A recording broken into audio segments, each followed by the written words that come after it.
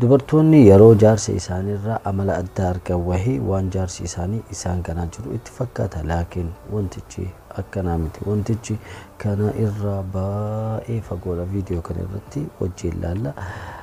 Nafaana tura. Duraan dursee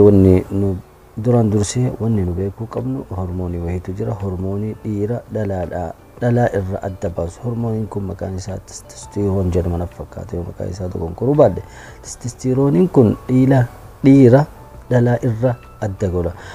Akkuma hormoonii dhaltuun yookaan dubartiin hormoonii istiroojiin jedhama. Ani akka jiraa jiru arabiffaan. Istiroojiiniin kun itti gaafatamaa hormoonii itti gaafatamaa waa'ee laguu dubartiiti. Laguun dubartii ammoo ji'aan dubartitti dhufee amala isiillee jijjiiruu danda'a. Yaani akka isiin loltuu godhuu danda'a yookaan akka isiin ragaa jechuu ta'uu danda'a. Almuhim hin jijjiiraan ji'atti dhufa. Testosterooniin kun ammoo dhiira yeroo itti dabalu yookaan ol guddatu amalli isaa akka lolu isa godha. Amaloota garaagaraa akka inni horatu godha. Testosterooniin kun ammoo gara yeroo ganamaatitti jedhan yeroo ol ka'u kanatti dhiirri akkanumaan lafaa ka'ee sababa malee wayita loluu qaba. Sababa ifaa tokko osoo hin qabaatin, sababa mul'ataa wayii osoo hin qabaatin akkanumaa wayita loluu arguu dandeetta. Laakiin yeroo hundaa miti. Yeroo garii ammoo sababaan illee loluu danda'a. Yeroo kana osoo dhiiratti yookaan jaarsa keetitti dubbachuu baatte gaariidha. Fakkeenyaaf kursii wahii yoo miilli isaa cabee dhuftee ganama yeroo kanaan dhuftee mee kursii kana nu tolchi yookaan jettuun taate sirratti cabsuu hin danda'a kursii. Maaliif sababa kana yeroo ganamaatitti testosterooniin kun kaffi jedhaa. Jaarsi kee yeroo kanatti waan itti jiru san waan dalagaa jiru san qofa teenshina kennee fi waan san qofa gochuu barbaada malee qaaqaa caacataa hin barbaadu. Kanaafuu yeroo akkasiisan yeroo inni kophaa ta'uu barbaadu. Yaani isaa akkanaffaa ta'uu garta. Waan inni waa yaadaa jiru si fakkaata. Laakiin inni homaa wanta akka yaadaan jirus akkanumaan ta'a. Yookaan waan wahii isaa ilaalaa jiru yoo agarte khalaas inni waan san wajjin jira jechuu hin dandeetti. Yeroo kana irraa fagaachuu qabda jaarsa kee irraa yoo lola barbaadde malee. Yaani si lola salphamatti jechuudha. Hormooniin kun yeroo gara ganamaatitti ol ka'aa dhiiratti yaani ol ba'a waan inni ol ba'uuf hin beeknu. Kanaafuu yeroo ganamaa irraa fagaachuudha. Hormooniin kun hormoonii dubartii ji'aan dhufu san irraa fudhatamee hormoonii kana laguu dhiiraa jechuu ni danda'an. Laguu dhiiraa jettanii namoonni garii gurra keessan akkana godhatanii ajaa'ibuu hin dandeetta. Laakiin anaa miti jechu baase doktorotaa fi warroota qoratootaa fi warroota hayyootaatu itti baase. Laguu dhiiraa jedhanii maaliif akkuma dubartiin ji'aan amalli isii sababa laguutiin jijjiiramu dhiirri ammoo sababa hormoonii kanaatiin guyyaadhaan garuu kan dhiiraa guyyuu amalli isaa yookaan jijjiiramuu danda'a jedhama. Tayyib waan kana doktoroonni yookaan beeytoonni nama 10,000 irratti qorannoo waggaa 35 godhanii wanni kun akkana ta'u hubatan.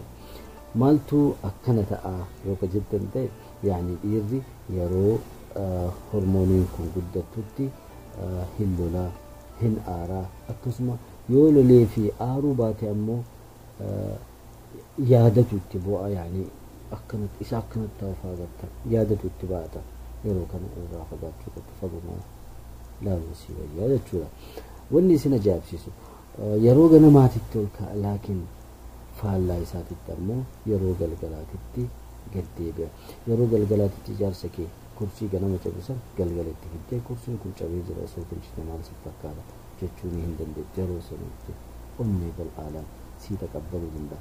Yeroo galgalaa sanitti hormooniin kun waan gadi jedhuuf waan barbaadde akka barbaadetti waan barbaadde gaafachuu hin dandeetta. Mari'achuu hin dandeetta. Onnee bal'aadhaan si simachuu danda'a. Sababni isaa hormooniin kun zikki jedhaa jedhan. Subhaanallah maaliif akkas akka ta'e rabbooma qofatu beeka. Kanaaf dhiirri aaraa jedhan. Wayita inni aarii sanitti yimkin yoo itti gaafatteen sababa aarii san si ibsullee hin danda'u. Akkanumaan illee aaruu hin danda'a. Aariin dhiiraa fi dubartii garaagarummaan isaa maal? Dubartiin yoo aarte jedhan waan mul'atutti aarte يعني يوكا وان زلو وانتيف آرتي يوكا وان بدي وهي الرجهيف آرتي وان آرتسن أموسي إبسون دلك يعني وان التأرتو كنا في يوكا آرتي كانت تعارسين جدي ستة قرسيست وان التأرتسن إفان إفتسن ملس لكن ديري أرجعوا من جدي روغر يعني وان التأرسن إتو إبسون دندو سنجرا كنا سبب كان إراك كيف يرود دبرتوني جارس إساني إرتي ججيرا أملا كنا أرجن يروبائي ويتأرجن وان جارس إسان جنو اتفاقاتا إسان جنو اتفاقاتا أقسم إيرجاريكا جارتي وفي جنو اللي إمجرا مالف دبرتوني هاتي تكفكنا علمي إسي بيا براجراتي علمي إسي كن أكواتي أستيتي اتفاقام يعني كون سادلايتي يجبو يقبضوت ونسيتين بيكو دبلتي دبرتوني أكسي وكاهون أكسي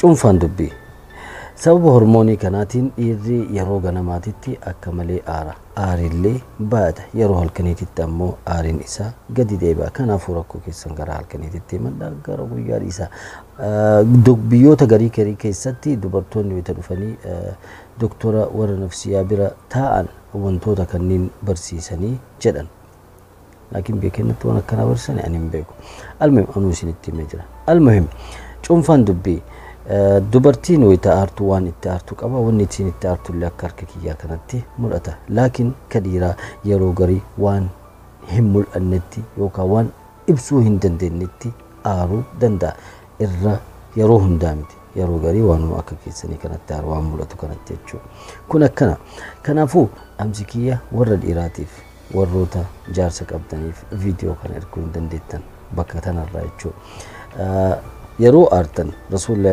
rabbi alayhi salatu wassalaam akkana jedhan bakka tokko teettee yoo dhaabataa jiraatte yoo yeroo aarii sanitti yoo dhaabataa jiraattu taate taa'ii jedhan iddoo jijjiirii aariin sun sirraa hir'ata akkasuma yoo ka aartu ta'e waddaaddu wuduu'ni sun aarii san akka sirraa dhaamsu ta'a akkasuma yeroo aartetti a'uuzu billahi minash shaytaanir rajiim jedhi aariin sun inshaallah sirraa deemuu hin danda'a jechuudha kanaafuu yaa warra dhiiraa anaan haga bahutti yeroo aarrutti hadiisa nabii kana yaadannee hojiitti oolchuu qabna malee callisnee akkanumaan gara aariin nu fudhatteetti deemuu hin qabnu sinin jechuu barbaada warroonni dubartii jaarsa qabdan ka jaarsa keessan yeroo inni aaritti obsitanii callistanii dabarsitaniif rabbi jazaa isinii haa deebisu warroonni jaarsi keessan wayita aarutti ammoo isinillee asii achi aartanii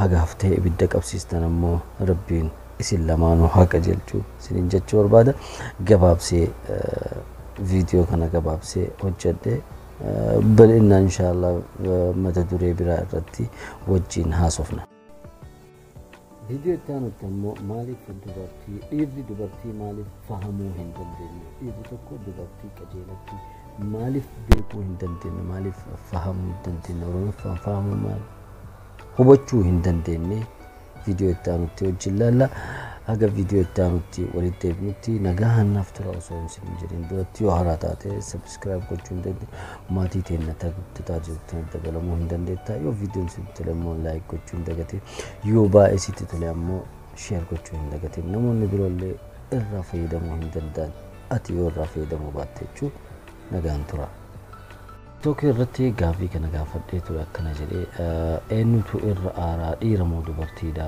jedhee gaafadhee ture namoonni irra caalaan isaanii dubartoota jedhan warroota hin fuune na fakkaata warroota hin fuudhe na fakkaata dhiirri hin aaraa yoo aare ammoo akka piirii duraanii biikii yoo kabitan taate wayita kiisii keettan yoo galabbatan mukkana galabbatan hin beeku wayita ganaffaluu argitanii akkasitti ganaffala dhiirri taa'are dhiiratu irra caalaa aara dubartii caalaatti jechuudha gaafadhee ture dubartii naran jennaan baay'ee ajaa'ibsanii laakiin viidiyoo kana irratti akka waa hubattan abdii qaba jedhee yaada kun erga viidiyoo hojjedhe booda hojjedhe sababni isaa waan dagaddeef nagaan tura